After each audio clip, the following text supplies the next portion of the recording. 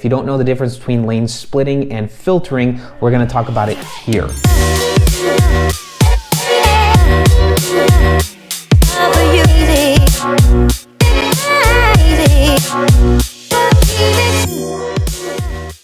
So this is something that I really like talking about because I think it's something that everybody should do. And being somebody who's from the United States, I'm from Texas originally, and now I live in Europe, I live in Portugal actually, there's a huge difference in the motorcycle culture here and a very big difference in how they view motorcycles and how they drive on the same road as motorcycles. Whereas in Texas, if you are on a motorcycle and anyone sees you kind of cutting through traffic or getting out of the lane and going around somebody, you know, you might get some middle fingers, you might get some people yelling at you, and you'll also get people that actually will pull in front of you to not let you go just because they're pissed off that you're actually going through traffic and they're sitting still. I went on a motorcycle trip to Colorado 2 years ago, stop and go traffic, bumper to bumper, me and my buddy on motorcycles, and we could not split lanes, and it was the most frustrating thing ever because we had so many ways to get around all this, but we weren't able to do that because it's illegal, and a lot of times cops are sitting right next to traffic on the shoulders just waiting for you to pop around on the shoulder,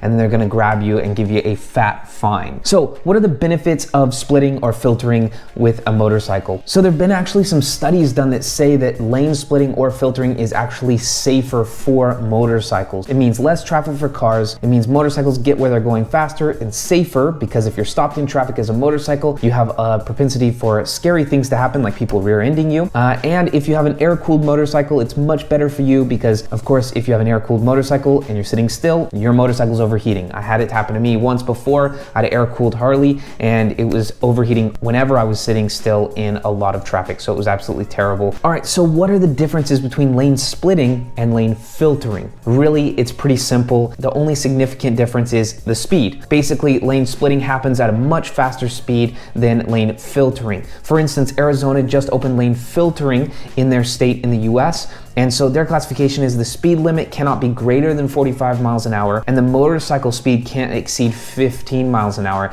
And then the last really big one, traffic has to be stopped. So that is lane filtering. It's the same, pretty much the same. Montana has their own variation. Can't exceed more than 10 miles an hour of the car next to you. So you can't accelerate excessively to get over cars. And that's something else that I think people don't understand about lane splitting and lane filtering. If we as motorcyclists actually were respectful when we're doing this, I think that car drivers would be much more apt to being kind to us. For instance, here in Lisbon, whenever I'm lane filtering or lane splitting, whatever you want to call it, cars part like I'm Moses and it's the Red Sea, right? They see me coming and cars actually move over on both sides so that I can have a nice lane right down through the middle. That basically happens a lot here. It's actually not legal from what I understand in Portugal, but it is tolerated. So as long as you're not doing excessive speeds or being a jerk about it, I've even had cops, wave me through when I'm sitting in traffic. So as long as you're cautious, I think car drivers would be much more apt to letting splitting and lane filtering into their cities, into their states, because this is gonna have to be a statewide thing that happens in the US first. I really wish that more states allowed for it, whereas Europe is super motorcycle friendly. They are great. Most people are really, really nice about it, as long, even in places where it's not legal, as long as you're pretty kind about it and you're not just being crazy and ducking in and out of traffic, most people are gonna be very nice to you and just get out of your way. Like I said, it's much safer to actually be doing lane splitting. And I wanted to show you this quick video. This is by a guy, Splinter Cell 310. I don't know, he's a guy that I found online and I thought this video was beneficial for us. So wanted to give him credit. This is not my video, but let's check this out. So you see him stop, he pulls over to the left. Ooh, that's a hard hit, man. If that was a different situation and the motorcycle was there, that guy probably just saved himself from being in a wheelchair the rest of his life. So this is important, even if you're not doing lane splitting or filtering, just getting out of the way so that you can not be the victim of that, so you can not just have a car come ramming behind you. Whenever I come to a stop, even if I'm not gonna be filtering, I'm not gonna be lane splitting, I'm going to sit my bike just off kilter just a little bit so I'm not lined up right behind the car in front of me. As you saw in this video, that guy hit so hard that it pushed the car forward quite a bit. So even if if you were in front of the car that got hit, that car could come up behind you and nail you, damages your bike, and more importantly, damages you. I think that it's really important, if you're not going to be doing splitting or filtering, make sure you kind of get a little bit out of that danger zone. If you're going to be stopped in traffic, it's super important. So there's actually been some studies on motorcycle splitting safety in California, and it's found that lane splitting, I'm quoting this article here on Twisted Road, it says that their findings found that while lane splitting, motorcycles were injured much less frequently during their collisions. Lane splitting riders were less likely to suffer head injuries, 9% versus 17%, torso injury, 19% versus 29%, and extremity injury, 60% versus 66%, and fatal injury, 1.2 versus 3%.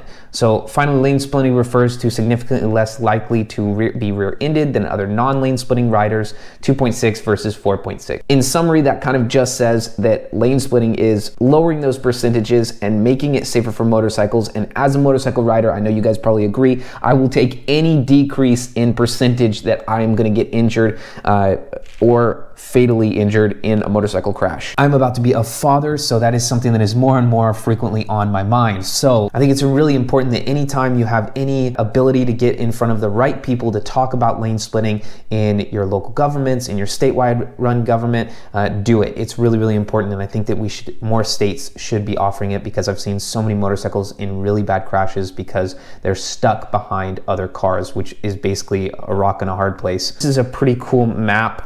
If you are in the United States and you're tuning in, I did want to show this map because I think it's important. Of course, look, a lot of things can change from the time I've made this video, or even now as I'm making the video. You know, laws are always changing, and guess what? I could also be wrong about my information. So double check everything with your local laws and state laws, and make sure that what the laws are around lane splitting and filtering where you live. So this is a cool map. This kind of shows you what states are actually it's legal in. Now you can see here there are a couple of states that lane splitting is under consideration. Texas for one, which I'm really excited about. I think it would be a huge help in Texas, and in commuting it's a huge help as well. California, of course, is really the only state that it's fully legal, and it has been for a while. It's always been accepted there, but then they made it officially legal in 2016 in California.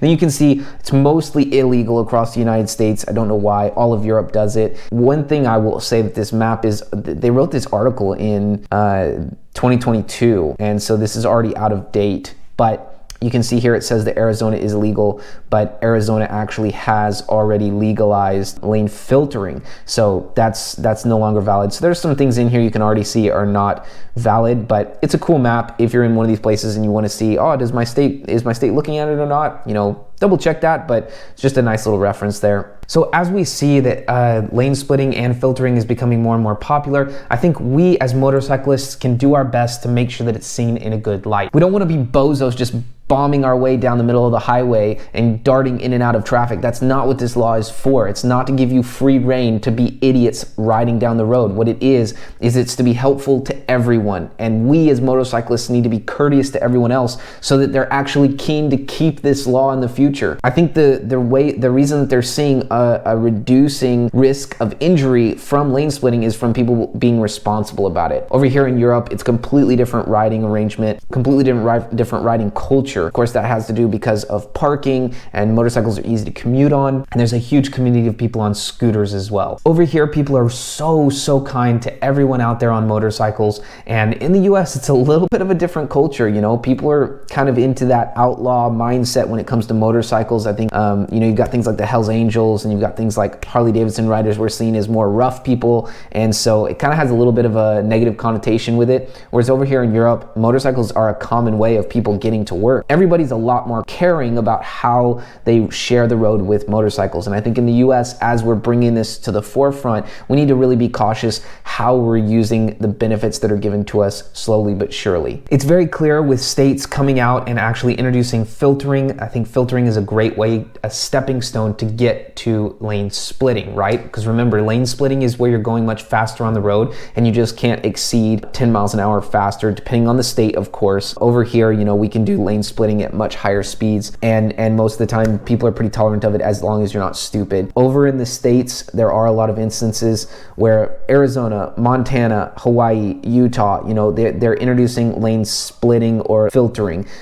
Most of the time they're saying lane splitting, but what they're actually talking about is filtering, because if you can't do it unless traffic is stopped, I think that leans more towards filtering than splitting, because filtering means the traffic has to be absolutely stopped. So that means if traffic at all while you're splitting starts speeding up, you have to stop lane splitting. Now, having said that, there's a lot of times that I'm lane splitting that as soon as traffic starts going, I stop, because it just doesn't make sense. Cars start moving, you can't tell as easily what direction they're gonna go. So you just kind of want to get into a little pocket and chill and go forward. Let me know what you guys think. I really would love to actually do some kind of open panel where we get to talk about this. I would love to bring up topics and do some kind of podcast where we have live conversations back and forth. That would be really cool. So you guys let me know what you think. Let me know down in the comments, and as well, would love to hear what you guys think as far as, is lane splitting and lane filtering better? As a motorcyclist, do you like it? Do you guys want to see more of it? And if you're in a state where you guys do it, how do you guys do it? Kind of what are the everyday practices around how you guys do that? All right, guys, that's it for me. I hope this information was informative for you, and I hope that it was something you guys enjoyed. As you guys are out there splitting lanes and filtering, I hope you guys are being safe